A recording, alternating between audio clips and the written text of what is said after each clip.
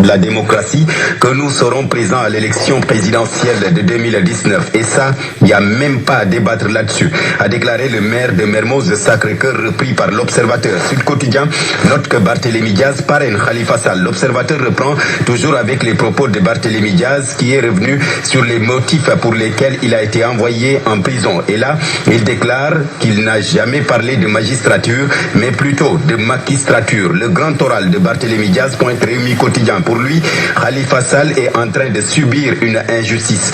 Mais ce qui a le plus marqué les journalistes, c'est bien sûr le poids de Barthélémy Diaz. Il a maigri. Mais c'est parce que, dit-il, en prison, il suivait un régime intense. Je n'ai pas maigri, mais j'ai fondu, confie-t-il à Rewmi Quotidien. Dans le quotidien, il s'adresse au pouvoir en ces termes. Ils n'ont ni les moyens, ni l'intelligence pour me liquider.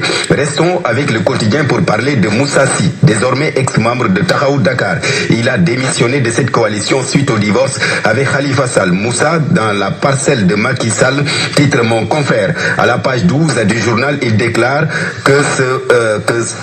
donc que ce que Macky Sall a fait, aucun président l'a fait depuis l'indépendance. Et ça s'appelle, selon enquête, le Taxawu Macky Sall de Moussa Sy. Il rallie donc Macky et se justifie dans Vox Populi. Mon confrère informe que le oui de Moussa Sy à Macky Sall a été béni par le bureau politique de son mouvement dénommé Appel national pour la citoyenneté, Wotedeg.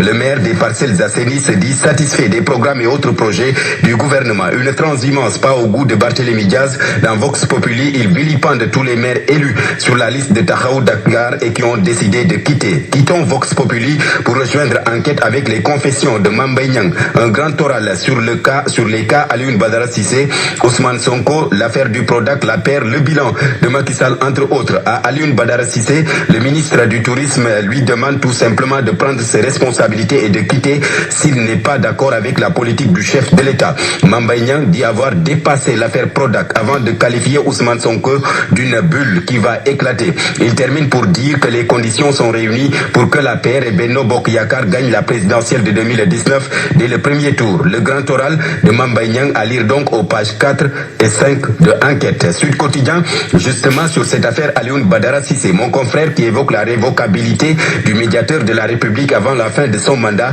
a donné la parole à un professeur agrégé en droit constitutionnel, Babacar Gueye, qui répond au garde des Sceaux, ministre de la Justice, qui a soutenu que le médiateur de la République peut bel et bien être révoqué, dit plutôt le contraire. Ce n'est pas possible.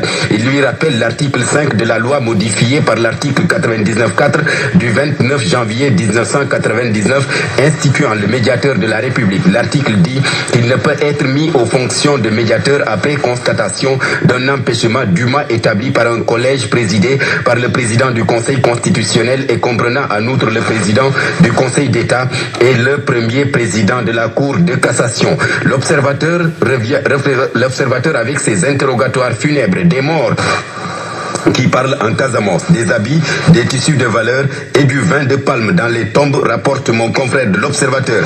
Les Échos, avec ce classement 2019 des meilleures universités du monde. Aucune université sénégalaise sur les 1250 classées. Mon confrère revient également sur les dettes du Crous qui plombent l'université Gaston Berger de Saint-Louis. Les restos et le campus social fermés aux étudiants, rapportent les Échos. Le Crous doit 1,6 milliard de francs CFA aux repreneurs des restaurants qui accuse un déficit budgétaire de 2,3 milliards. Le directeur du Crous a d'ailleurs décidé tout simplement de fermer le campus social à l'ouverture demain de l'année académique pour éviter des perturbations. Terminons avec Direct Info qui revient sur ses démissions au groupe Futur Média. Qui, pour déstabiliser le groupe de Youssou Ndour, s'interroge mon confrère en une.